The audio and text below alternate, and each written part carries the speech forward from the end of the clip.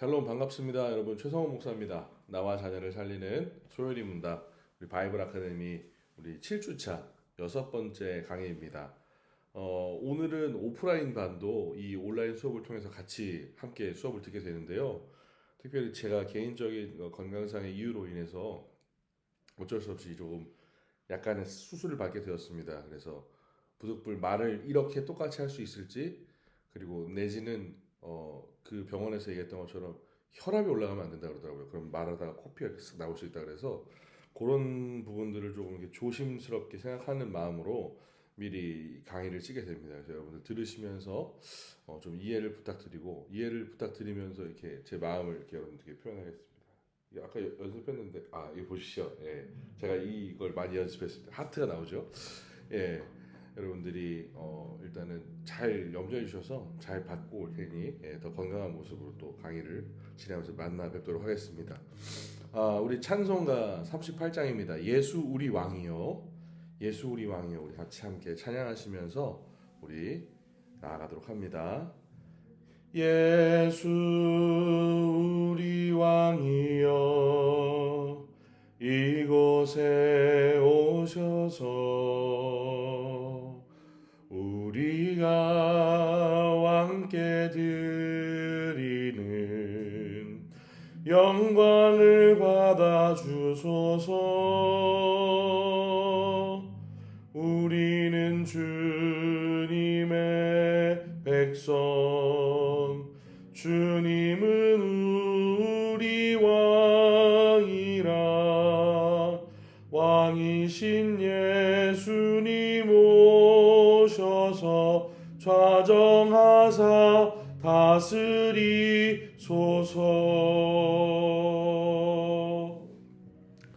은혜와 사랑이 풍성하신 하나님, 오늘의 우리 모임 가운데도 하나님 은혜 주시길 소원합니다. 하나님의 영광과 존귀와 은혜와 풍성하신 우리를 향한 그 사랑이 말씀을 나누는 가운데 또 말씀에 근간한 이 교리를 통하여서 우리를 점검할 때에 우리 가운데 채워지는 또 우리 가운데 반추되며 또 심겨지는 귀한 역사가 있도록 주님 함께하여 주시옵소서. 은혜 가운데 거하는 이 시간 되길 간절히 소원하며 살아계신 예수님의 이름으로 기도합니다. 아멘. 자, 저희가 저만 마셔서 죄송합니다. 여러분들도 뭐 가정에서 드십시오. 오늘은 웨스트민스터 이 쇼터 카트키즘 우리 소요리 문답의 챕터 2를 진행하게 되는 겁니다. 지금 여러분 약간 들리실 수도 있는데 저쪽에서 지금 우리 청년부 찬양팀이 좀 연습을 하고 있어서 소리가 막 올라오는데 얼마나 방해적인 요소가 될지 모르겠지만 BGM처럼 생각해 주십시오. 저도 약간 소리를 크게 하는데 오늘 이제 파트 2가 되는 겁니다. 여러분들이 지금까지 공부했던 앞에서 1번부터의 38번까지의 내용이 창조와 타락과 구속에 하나님께서 지으시고 그러나 죄로 인해서 인간의 연약함으로 타락했던 우리를 예수 그리스도로 말미암아 살리시고 그 예수 그리스도를 믿게 하신 성령의 구속의 적용까지 그 성부와 성자와 성령의 그 역사들 사역을 우리 가운데 보여준 것이 1번부터 이 38번까지였다면 이제는 그러면 그렇게 하나님에 대해서 믿을 것을 강조했던 너희가 이제 하나님을 어떻게 믿고 살아가야 하는가에 대해서 말하는 것이 바로 오늘 보는 39번부터 마지막 107번까지의 내용이 됩니다. 그래서 이 내용들을 보실 때에 실질적으로 여러분들이 지금까지는 이론이었다. 그리고 우리가 믿음으로 고백하며 나아갔던 것이라면 이제 이 38번 이후에 39번부터는 삶으로 싸우고 부딪혀내고 결과를 봐야 하는 것입니다. 제가 발버둥이라는 표현을 좀 좋아하는데요. 해봐야 되는 거예요. 싸워보지 않고 어떻게 죄에 대해서 이겼는지 내가 맨날 굴복했으니까 당연히 그런 것인가 라고 생각하는 것이 아니라 내가 믿음이 있는 그리스도인으로서 하나님께서 나에게 이렇게 살 것을 말씀하셨다면 그것을 살아냄으로써 내가 그것과 그것으로 인하여서 내가 그것에서 나오는 은혜와 또 파생된 나의 연약함을 또 바라봄으로 다시 하나님의 그 은혜를 구하는 것들을 보게 하는 것이 바로 이 후반부라는 것이죠. 그래서 오늘 제목을 보시면 신자의 행동의 규칙으로서의 도덕법, 즉 믿는 사람이 살아갈 때에 규칙을 지키는 것으로서의 도덕법을 얘기하는데 도덕법이 무엇인가 또 여기에 대해서 이제 궁금해하시는 분이 계실 수 있는데 이제 하시면서 좀 자연스럽게 배우실 텐데 제가 도덕법에 대해서 그냥 간단하게 우리 교수님의 말을 좀 인용해서 적어봤습니다. 도덕법이란 시간과 공간을 초월하여 보편적으로 적용할 수 있는 법이다. 시간에 상관없이, 즉 과거와 현재, 미래 상관없이, 또 공간과 지역에 상관없이 시대와 사람을 막론하고 모든 인간이 다 지켜야 하는 법을 뜻하는 것이다. 이 법은 영원토록 구속력이 있다. 이 도덕법은 하나님의 성품인 사랑과 공의를 해석해서 적용한 것이다 라고 말하고 있어요. 그럼 도덕법 이전에 우리에게 무엇이 있었는지 하나 말씀을 드리면 자연법이라는 것이 존재했습니다. 이 자연법은 하나님께서 당신의 형상대로 사람을 만들었을 때 그 사람 인간에게 투영된 하나님의 형상이에요. 그래서 하나님을 따라서 의와 진리와 거룩함으로 우리가 빚어졌기 때문에 하나님을 섬기고 하나님을 예배하고 하나님을 바라보는 일에 어려움이 없었어요. 그런데 그것이 어떻게 됐습니까? 우리가 죄로 말미암아 타락하고 깨져버렸다는 거예요. 부패하고 왜곡되었어요. 그 자연법이. 그래서 그 자연법 자체로 우리가 하나님을 온전하게 섬길 수 있는 것들이 사라지니까 이렇게 나를 섬기라 하시면서 하나님께서 당신의 택한 백성들이 바라볼 수 있도록 우리에게 하나님의 규칙을, 하나님의 말씀의 법칙을 적용시켜 주신 것, 율법, 즉 그것을 주신 것을 도덕법이라고 얘기하는 것입니다. 그래서 도덕법은 실질적으로 믿는 자에게는 행할 의무와 우리가 예수 그리스도를 닮은 사람으로서 예수 그리스도를 바라보며 하나님의 자녀된 사람으로서 어떻게 살아가야 하는가를 지키게 하는 가이드라인 되겠지만, 죄인에게 이 도덕법은 어떻게 되는 것입니까? 하나님의 말씀으로서 그들의 죄를 바라보게 하는 거울이 되는 것입니다. 그래서 우리가 이 부분들에 대해서 오늘 살펴보는데, 특별히 이 도덕법에 대해서 아주 명확하게 정리해서 이야기한 것이 무엇이다? 십계명입니다. 십계명. 그래서 이 내용도 뒤에 얘기할 텐데, 이 십계명에 대해서 얘기하는 부분이 오늘 우리가 보는 39번부터 81번까지예요. 그래서 이 부분은 2학기에 여러분들 이제 다음 학기, 이번 학기가 끝나시면 이제 최성원 목사랑은 더 이상 안 되겠다라는 마음을 가지시면 안 됩니다, 여러분들. 또 한번 이 하트를 또 안 나가네요. 또 이 기계가 이래요, 기계가. 저를 버리시면 안 됩니다. 여러분들이 생각하시는 그 도덕법에 관한 것들을 실제로 십계명에서 어떻게 얘기하며 웨스트민스터 소요리 문답을 통해서 보는 십계명, 이건 뭐냐면 너 어떻게 살 것인가에 대해서 얘기하는 거예요. 너 그렇게 살래? 아니 이렇게 살으라고. 그것을 2학기 때 진행할 겁니다. 그래서 오늘 약간 이렇게 다음 학기 주제를 이렇게 스포하게 되는데, 요 10계명에 대한 부분에서 1계명부터 10계명까지의 내용을 따로 떼서 2학기 때 진행합니다. 그래서 여러분들 궁금하신 분은 계속 들으시면 됩니다. 다음 학기에도. 그래서 이 부분을 오늘 살짝 걷어내고 그 10계명이 나오기까지에 대한 부분들을 우리가 같이 얘기를 하려고 하는데요. 하나님께서 요구하시는 것이 있는 거예요. 야, 창조했지. 근데 너 타락했잖아, 인간아. 그런데 내가 널 사랑하여서 나의 택한 백성을 내가 내 아들 예수 그리스도를 줌으로 말미암아 내가 건져내기로 약속하여서 그 건져내기로 약속한 그 택한 백성들은 성령의 역사 가운데 예수 그리스도를 믿고 나의 자녀가 되는 것을 회복시켜 줬자니, 그러면 그렇게 회복된 인생들아 이렇게 살아라 하고 하나님께서 우리에게 요구하시는 것이 있는데, 그것이 무엇이냐? 바로 하나님의 계시된 뜻에 순종하는 것, 즉 말씀에 순종하는 것이에요. 그 계시된 뜻에 순종, 말씀에 순종하는 것. 왜 그렇습니까? 이유는 간단하죠. 하나님은 우리의 창조주십니다. 우리의 주관자가 되시고 우리를 구원하시는, 그 우리에게 은혜와 복과 사랑을 허락하시는 우리의 절대자가 되시는 분이세요. 우리는 그의 백성이고 우리는 그의 자녀입니다.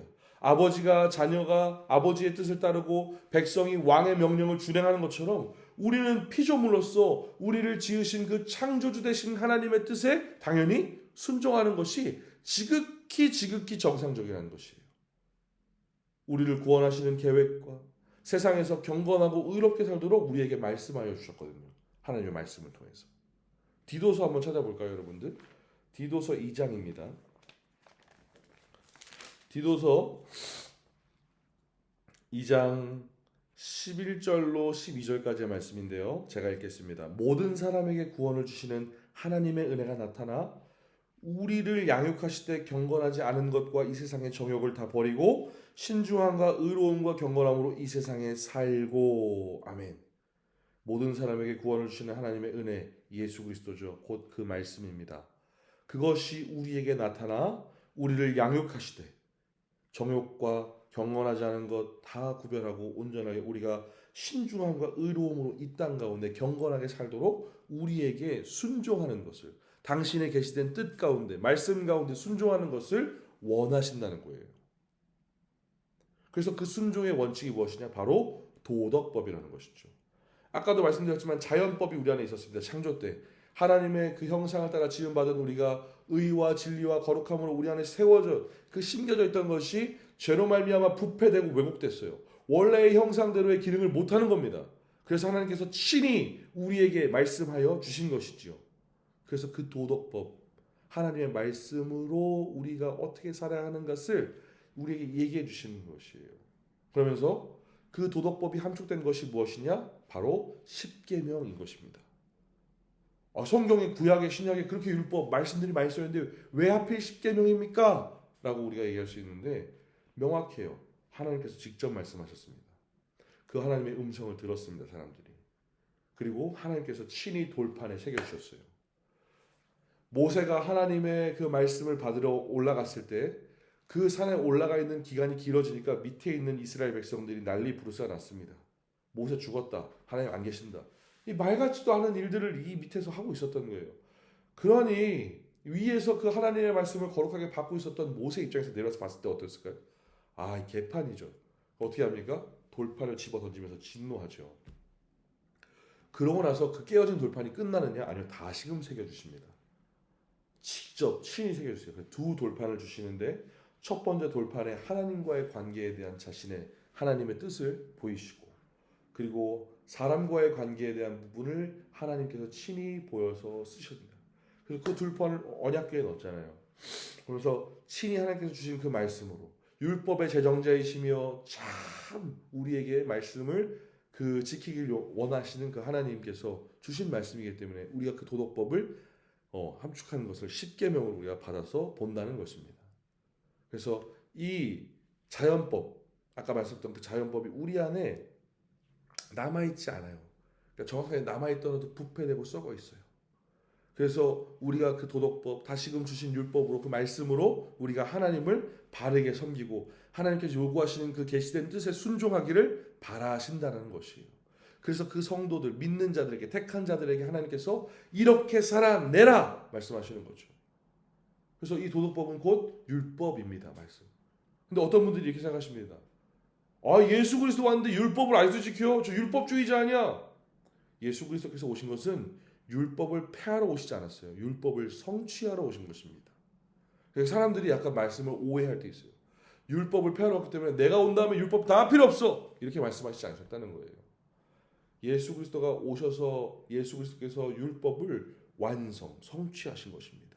죽으심으로 말씀을 그대로 이루심으로.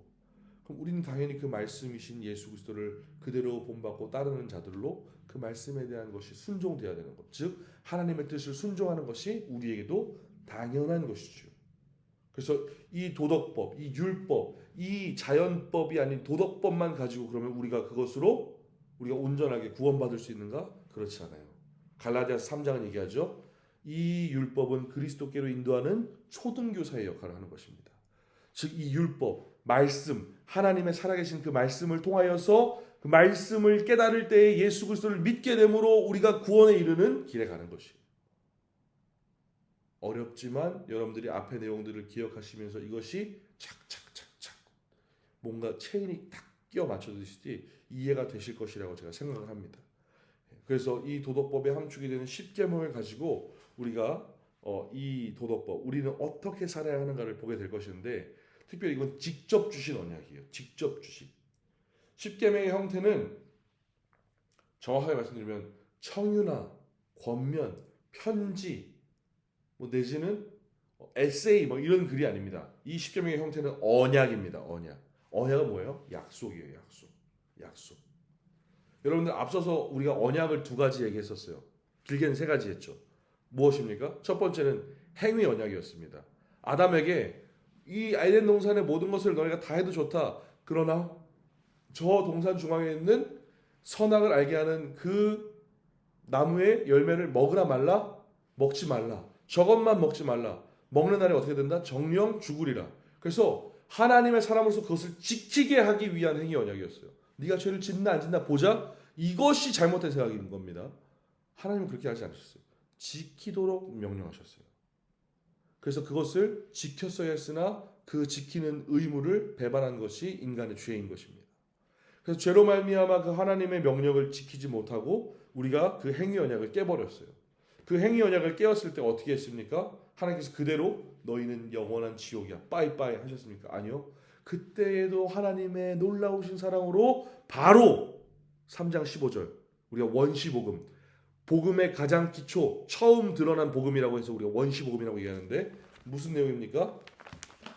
우리 창세기 3장 15절 여러분, 내가 너로 여자와 원수가 되게 하고 내 후손도 여자의 후손과 원수가 되게 하리니 여자의 후손은 내 머리를 상하게 할 것이요. 여자의 후손은 누구십니까? 마리아를 통해서 이 땅 가운데 오신 성령의 잉태하심으로 이 땅 가운데 우리의 죄를 위하여서 오시고 그 죽음의 권세를 이기시고 영 승리하신 예수 그리스도, 그 예수 그리스도가 오셔서 우리를 구원하실 것이다라는 것을 이 3장 15절을 통하여서 미리 말씀해 주시죠. 그게 무엇이었어요? 은혜의 언약이었어요. 기억하시죠? 근데 그 은혜 언약을 위해서 한 언약이 더 있었다 그랬죠? 하나님의 그 은혜 언약을 이루시기 위해서 예수 그리스도와 하나님 사이에 구속의 언약을 했다라는 것들 여러분 기억하실 겁니다. 그래서 이 언약을 한 것에 대해서 이 십계명은 언약의 형태를 띠고 있는데 왜 그러냐? 십계명은 서문이 있습니다. 무엇입니까? 나는 너희 이스라엘 백성을 애굽에서 건져낸 너희의 하나님 여호와라 말씀하세요. 그래서 너희가 건진받은 것이 네가 잘해서 그런 거냐? 아니, 내가 너희를 건져낸 것이다. 너희의 의와 공로와 너희의 어떠함이 없는 내가 너희를 건져냈다는 그 은혜에 대해서 말씀하십니다. 죄와 죽음과 아픔과 고통과 슬픔의 그 가운데에서 내가 너희를 강권하여 건져내었다. 10가지 재앙을 보이면서 내가 너희를 따로 보호하고 그 가운데 저 애굽의 사악한 바로의 마음을 꺾으면서 그 많은 그 애굽의 병사들을 물 가운데 수장시키면서 그러면서 너희를 건져내었다라는 사실을 보이시면서 나는 너희의 은혜의 하나님, 즉 은혜의 언약의 그 한 표를 또한 그들에게 보여주시면서 시작하시죠. 그러면서 너희를 건져낸 여호와 하나님이라 말씀하시고 제1계명부터 10계명까지 주시죠. 그런데 1계명부터 10계명까지는 어떤 내용입니까? 지켜야 하는 내용이에요. 이 신자의 행동과 의무인 것입니다. 그래서 이것을 또 한편으로서의 행위의 언약과 같이 볼 수 있는 것이죠.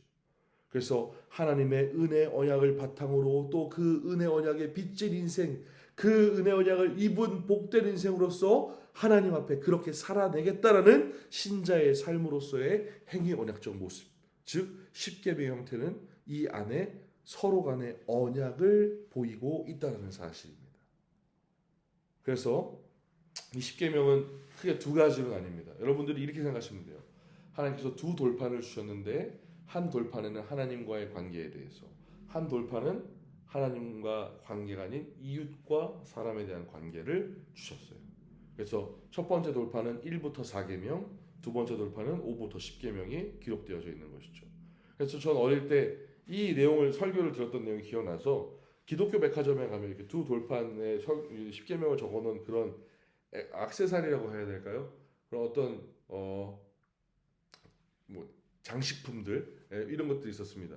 근데 양을 맞춰서 쓰다 보니까 막 1번부터 5번까지 6번부터 10번까지 이렇게 쓴 데 있었어요. 이런 건 한 번도 사본 적이 없습니다. 1번부터 4번까지 5번부터 10번까지 이런 것들을 괜히 지켰던 기억이 나는데 1번부터 4계명까지는 말씀드렸다시피 하나님과의 관계예요. 근데 어떤 관계냐? 너 나 사랑해라. 내가 너를 건진 여호와 하나님 아니냐? 너 다른 신을 네 곁에 두지 말고 우상도 만들지 말고 나를 온전하게 섬기며 예배해라. 신명기 6장 5절의 말씀과 똑같아요. 들으라 이스라엘아, 나는 너희의 하나님이니 너희는 나를 향하여서 목숨과 마음과 뜻과 힘을 다하여 나를 사랑하라 말씀하신 그것이에요. 즉 그것은 무엇입니까? 하나님을 인정하는 일인 거예요. 다른 것들 다 제쳐두고 하나님 인정하는 것을 그들의 삶 가운데 가장 우선으로 두기를 바라셨다는 사실이죠.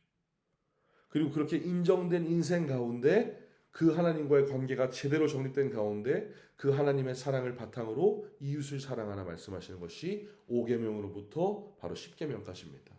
내 부모로부터 내 이웃까지, 그리고 그들을 위해서, 나를 위해서 행복을 지키기 위해서 뭔가 이것을 하는 것처럼 보이지만 이 모든 것의 목적 또한 하나님을 인정하는 것, 하나님께 영광을 돌리는 것을 위하여서 이 5계명부터 10계명이 함께 존재하게 된다는 것이에요. 그래서 하나님께서 이 직접 주신 이 언약, 이 10계명으로 우리의 삶이 어떻게 나아가야 할지에 대해서 보여준다는 사실이죠. 우리 김혜롱 목사님이 오늘을 사는 10계명인가요? 제가 정확하게 과목명을 기억하지 못해서 죄송합니다만 그 10계명에 대해서 오늘날 우리가 다시금 바라보는 게 어떤 사람들은 이렇게 얘기합니다. 아, 율법주의적이야. 아, 너무 구약에 매여 있어. 그거를 완전히 그렇게 지켜야 해? 왜 그렇게 해야 되는데? 그 말씀만 온전히 우리가 지켜내어도 하나님께서 기뻐하시는 인생으로 따라가는 너무나도 아름다운 순적한 길이기 때문에 그렇습니다. 그래서 하나님과의 관계, 나와 타인에 대한 관계들이 정돈됨으로써 그 중심이 하나님을 사랑하는 것과 하나님의 영광을 위한 인생으로 바뀌어지면 그것이 결국 무엇입니까? 하나님께서 우리에게 말씀하신 그 뜻, 계시된 것에 순종하는 완전한 모습이 된다는 것이에요. 성도들의 최종적인 모습을 우리가 흔히 이런 표현을 듭니다. 예수 닮기를, 예수 보기를, 예수만 높이길 내가 원하네. 내 평생 소원 예수 닮기를, 예수만 높이길 내가 원하네. 예수만 닮고 예수만 높이고 예수로 인해 산다. 그것이 무엇이요? 다른 말로 말씀대로, 말씀 안에서, 말씀을 따라, 말씀으로 죄송합니다. 그것이 우리 가운데 있으면 즉 하나님께서 우리에게 주신 그 계명을 순종하는 것이 된다는 것이죠.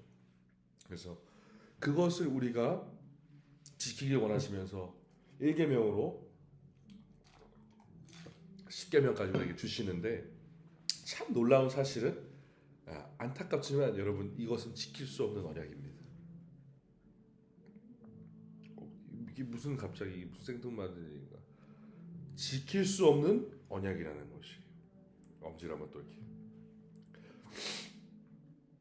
하나님 그 이상한 사람 아닙니까? 아니 왜 지키지도 못할 거를 왜 우리한테 주세요? 하나님 가만 보니까 이상하신 분이네. 우리 안에 죄가 있잖아요. 아담으로부터 물려받은 그 죄의 DNA가 우리 가운데 여전히 심어져 있다고요. 그래서 그 타락한 우리가 이 계명에 대해서 완전하게 지킬 수 있는 능력과 어떠한 힘이 우리 가운데 존재하지 않습니다. 오히려 말과 생각을 통해서 매일같이 죄를 짓는 여러분을 보지 않습니까? 주변에서 어떤 사람이 죄 잘 짓나? 굳이 쳐다보지 마세요. 거울 보세요. 네, 저도 제가 지금 이렇게 화면을 보고 있잖아요. 여기 앞에 정말 큰 죄인이 있습니다. 생각으로, 말로, 행동으로 죄를 짓기에 너무나도 탁월한 능력을 가진 이 죄인. 지킬 수 없는 언약 가운데 우리를 왜 두신 거예요 도대체? 왜 도대체 하나님이 이렇게 하신 것일까? 그렇다면 나는 거듭난 사람이니까, 죄가 있지만 난 거듭난 사람이니까 그럼 나는 죄 짓지 않을 수 있는가? 죄 짓지 않는다? 거듭난 사람, 예수 믿어서 구원의 확신이 있는 사람 죄 짓지 않습니까? 여러분 또 딴 거 찾을 필요 없어요. 거울 보세요. 여러분 보세요. 저도 저 보고 있지 않습니까? 제가 예수 그리스도를 믿어서 구원받는 확신이 있습니다. 지금 죽어도 저 천국에 간다는 확신이 제 가운데 너무나도 풍성하게 있습니다. 아멘. 그런데 여러분 제가 죄 안 짓습니까? 아니요. 죄 지어요. 너무나도 잘 지어요. 여러분 또한 마찬가지 아닙니까? 그러나 거듭난 인생, 지킬 수 없는 언약이에요. 죄로 인해서. 그러나 죄가 있으나 거듭난 인생, 그냥 죄인의 그 길에서 여전히 예수를 모르고 있는 그 인생이 아닌 거듭난 인생, 성령의 적용으로 말미암아 예수 그리스도를 믿어 하나님의 자녀가 된 인생은 죄와 함께 거하지 않으려 발버둥칩니다. 싸웁니다. 죄를 짓지 않기 위해서 부단히 애를 씁니다. 우리가 이 땅을 살아가기 때문에 연약한 육체를 입고 있고 공중 권세 잡은 마귀의 그 아래에서 계속해서 우리가 죄 짓기에 아주 적합한 인생들로 환경들로 우리 가운데 펼쳐지지만 날마다 그 죄와 싸우기를 힘써 피 흘리기를 두려워하지 않습니다. 왜요? 나를 위해서 죽으신 예수 그리스도가 그 죄를 위하여서 죽으신 것을 알고 그 죄로 인해서 또 넘어지면서 내가 하나님의 영광을 가리우는 일을 하는 것들을 내가 기뻐하지 않기 때문에 내 선한 양심이 그것을 행복해 하지 않는다는 사실이에요.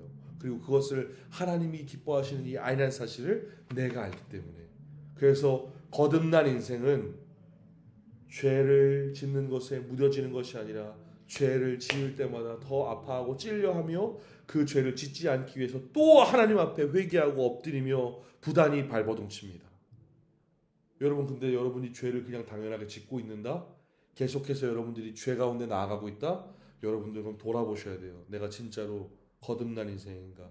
내가 성령의 적용하심 가운데 하나님의 택하심 받은 그 거룩한 주의 자녀로서 예수 그리스도를 믿어 하나님의 백성이 된 내가 맞는가? 돌아봐야 한다는 것이죠. 얼마 전에 제가 청년들하고 이런 얘기를 했습니다. 담배를 끊은 얘기를 했어요. 제가 이렇게 선하게 생기고 그래서 제가 담배와 뭐 이렇게 전혀 상관없이 보이는 그런 많은 분들이 계실지 모르겠지만 담배를 매우 좋아했습니다. 제가 지금도 저희 부모님한테 참 죄송스러운 일 중에 하나입니다. 끝까지 속이고 거짓말했어요. 근데 그 좋아하던 담배를 태우는 일을 정말 한순간에 끊어버릴 수 있었습니다. 한순간에 끊어버릴 수 있었습니다. 담배를 태우시는 분들은 아실 거예요. 담배를 태우다 끊어도 지금도 계속 끊고 있다는 표현을 쓸 만큼 담배의 중독성과 위험함이 엄청 크다는 사실을 아실 겁니다. 심지어 이 강의를 준비하고 하는 과정 가운데 어제 이 강의를 수십 번 생각하고 수백 번 이렇게 머리에 되뇌이면서 그렇게 하면서 강의를 준비했거든요. 그런데 오늘 새벽에 일어나면서 정말 놀라운 사실을 발견했습니다. 오늘 주일입니다. 현재 주일 20시 26분을 지나고 있는 시간인데요. 오늘 제가 새벽 3시 10분에 일어나서 씻고 교회로 향했습니다. 출근을 했습니다. 그런데 너무 놀라운 사실은 저희 집 우편함이 열려 있는 거예요. 아파트에. 근데 저희 집 우편함이 열려 있을 리가 없거든요. 왜냐하면 저희는 항상 잘 뽑습니다. 뭐 건드린 것도 없어요. 우편함이 열려 있어서 딱 봤는데 담배 2갑이 들어있는 거예요. 제가 이 담배 예화를 여기다 강의 안에 써놨거든요. 제가 강의 안에 이렇게 다 써놓는데 담배 예화를 써놨어요. 그러면서 저를 또 시험하시는 거예요. 말보로 라이트 1갑 그리고 태우다만 한 2가지 빼놓고 태우다만 담배 1갑과 라이터를 위에다 올려놓은 겁니다. 이야, 이게 제가 어떻게 했을까요? 태웠을까요? 아니요. 순간에 찰나의 생각조차 들지 않도록 바로 죄와 싸웠습니다. 그리고 이 아이도 혹시나 죄를 지을까봐 대부분 그렇게 우편함이나 여러분 소화전 열었을 때 담배 나오면 다 애들입니다. 자녀입니다. 해봐서 압니다. 많이 걸려봤고 많이 찾아봐서도 압니다. 담배 그 1갑 그대로 깨끗하게 있던 것들은 제가 포장을 뜯어갖고 그대로 이렇게 반으로 갈랐습니다. 그래서 필터와 담배 이 부분이 갈라지도록 그리고 나서 또 나머지 있던 것도 제가 다 이렇게 꾸겨서 담배를 피지 못하게 만들어 놓고 라이터에는 제가 이렇게 정말 거룩한 침을 뱉어서 라이터에 불이 켜지지 않도록 만들었습니다. 그래서 그것을 그대로 그 안에 넣어놨어요. 그러니까 이 얼마나 이 주인이 보고서 화가 났겠습니까? 제가 봤을 때 100% 학생인데 어찌되었든 간에 저한테 그런 죄의 시험과 유혹이 확 오는 거예요. 그러나 거듭난 인생은 이것으로 인해서 또 무너지지 않으려고 한다는 것이죠. 싸우는 거예요. 발버둥치는 거예요. 지킬 수 없는 언약이 아니라 그것을 온전하게 지켜가는 과정을 살아내는 것입니다. 그것이 우리가 지난주에 얘기했던 성령의 적용 가운데 sanctification, 성화의 과정인 거예요. 점진적인 성화. 즉 우리가 자라가면서 살아가면서 싸워내고 죄와 부딪히고 그거 가운데서 발버둥치는 것. 그것인 거예요. 그래서 그것이 있어요. 그러나 여전히 완전하게 지킬 수 없기 때문에 우리가 하나님 앞에 엎드려집니다. 또 두려워하는 마음이 생깁니다. 왜요? 죄의 무거움이 얼마나 우리에게 두렵습니까? 죄로 인한 그 보응이, 그 죄의 무거움과 그 보응이 우리에게 얼마나 두려운지 아십니까? 여러분, 죄라 해서 다 모두 같은 죄일까요? 그렇지 않아요. 하나님께서 십계명의 두 돌판에다가 나눠서 적어주셨을 때 첫 번째 돌판에 그 하나님과의 관계를 어긴 계명과 사람과의 관계를 어긴 계명에서 죄의 경중을 둔다면 어떠한 것이 더 두려울 것일까? 하나님과의 관계겠죠. 여러분들 구약 시대 때 제사를 지낼 때 소제가 있고 번제가 있고 또 화제가 있고 각종 제사들이 있습니다. 그런데 그 제사 가운데 자신의 죄를 하나님 앞에 대속물을 들여서 드리는 죄 가운데 자신의 죄가 크면 어떻게 됩니까? 더 큰 희생 제물을 바칩니다.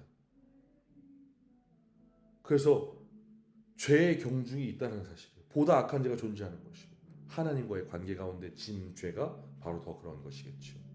그래서 하나님과의 짓는 관계 속에서 죄, 그리고 사람 속에서 짓는 죄, 어떻게 보면 십계명의 순서가 그 죄의 순서라고 볼 수도 있을 거라고 저는 생각합니다.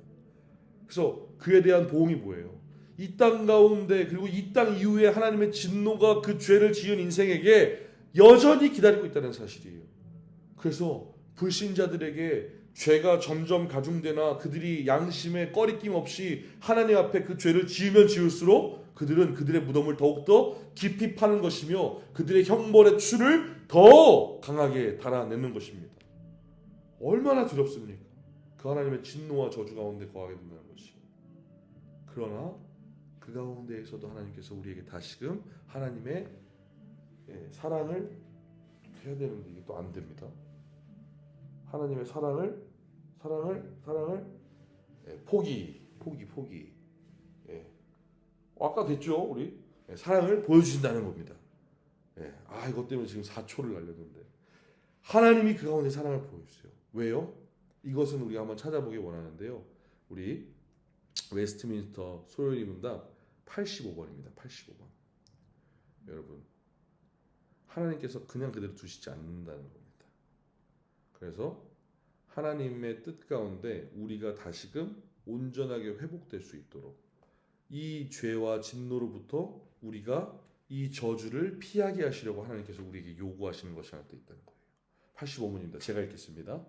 우리의 죄로 말미암아 마땅히 받아야 할 하나님의 진노와 저주를 피하게 하시려고 하나님께서 또다시 우리에게 요구하는 것이 하나 있다는 것입니다. 그것이 무엇입니까? 답은 여러분들 같이 읽으시면 좋겠어요. 우리의 죄로 말미암아 마땅히 받아야 할 하나님의 진노와 저주를 피하게 하시려고 하나님께서 우리에게 요구하시는 것은 1번 예수 그리스도를 믿고 생명에 이르는 회개를 하며 우리에게 구속의 은혜를 끼쳐주시려고 그리스도께서 쓰시는 모든 방도를 부지런히 사용하는 것입니다. 아멘. 즉, 첫 번째로 예수 그리스도를 믿는다는 거예요. 아까도 제가 말씀드렸잖아요. 우리가 죄를 지어서 하나님과의 관계가 깨어진 그 순간 하나님께서 우리를 버리셨느냐? 아니요. 원시복음. 여자의 후손이 뱀의 머리를 상하게 할 것이다. 예수 그리스도를 예표하시면서 우리에게 하나님의 사랑이 존재함을, 그 사랑으로 우리가 구원받을 것임을 우리에게 말씀하시죠. 로마서 3장인데 한번 찾아볼까요? 로마서도 한번 찾아보기 원합니다. 로마서 3장 21절입니다.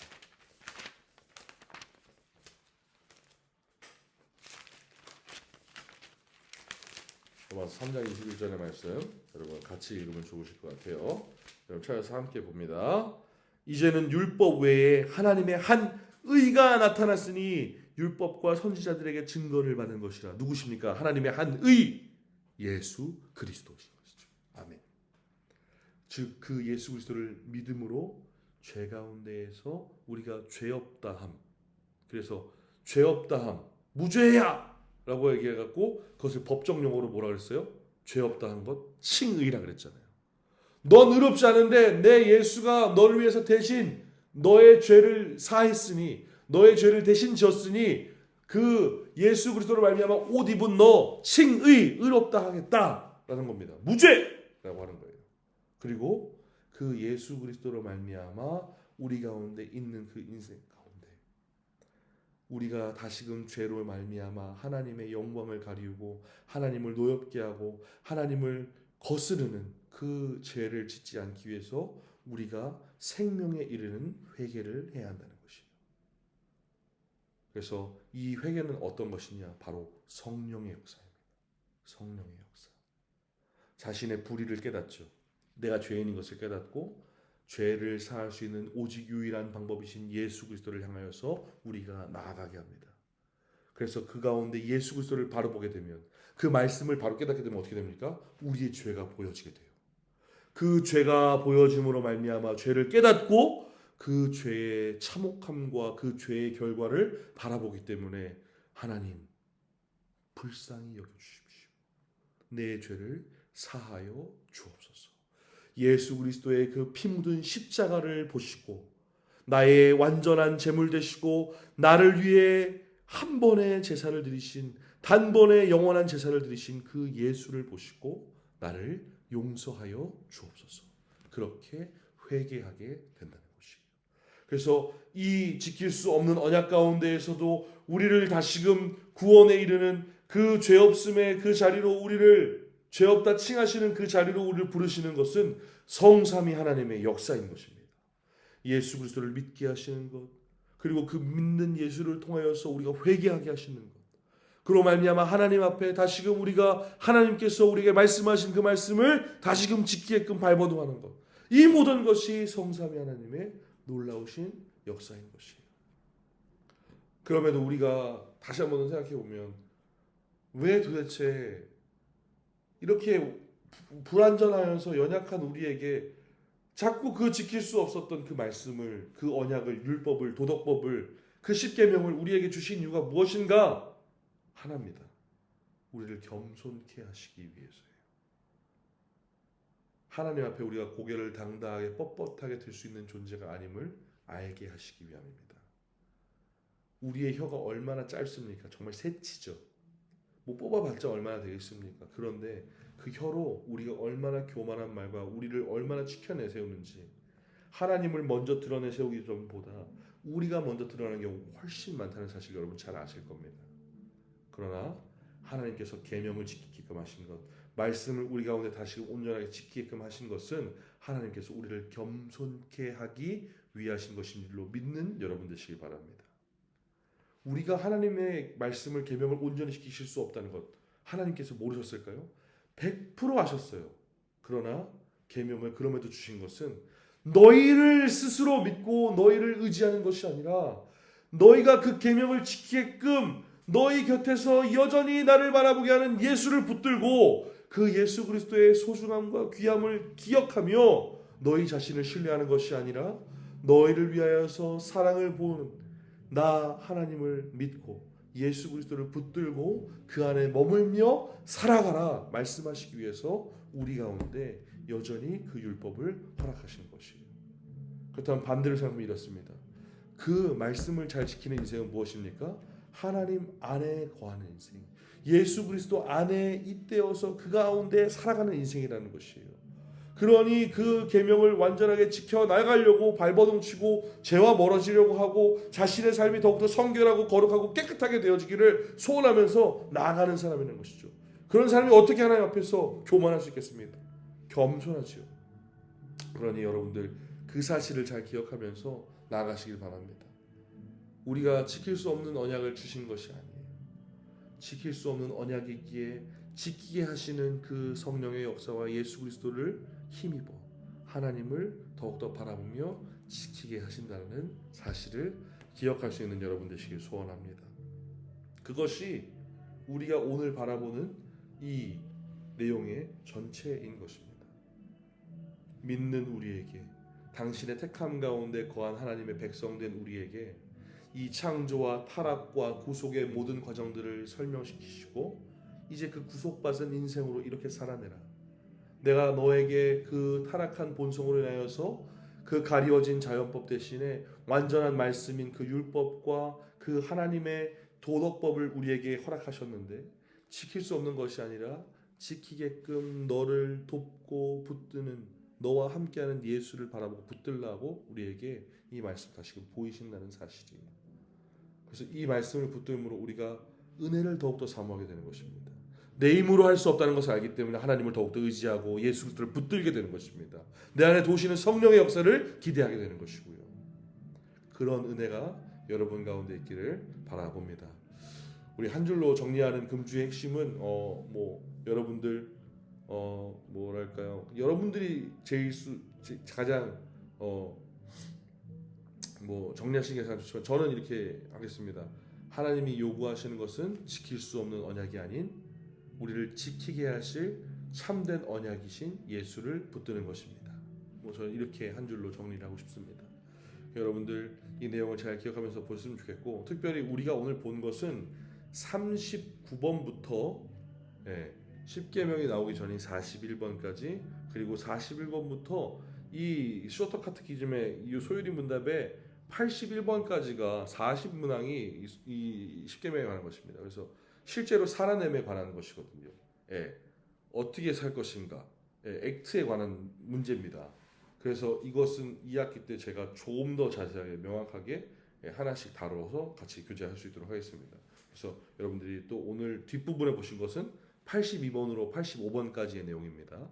그래서 여러분들 그걸 기억하시고 다음 주에 저희가 강의를 진행하면서 이 생명에 이르는 회개, 즉 믿음과 회개가 우리의 인생에, 우리의 삶에 어떻게 영향을 미치는가, 그리고 하나님께서 은혜를 주시는 방편이 무엇인가에 대해서 같이 함께 나눌 수 있도록 하겠습니다.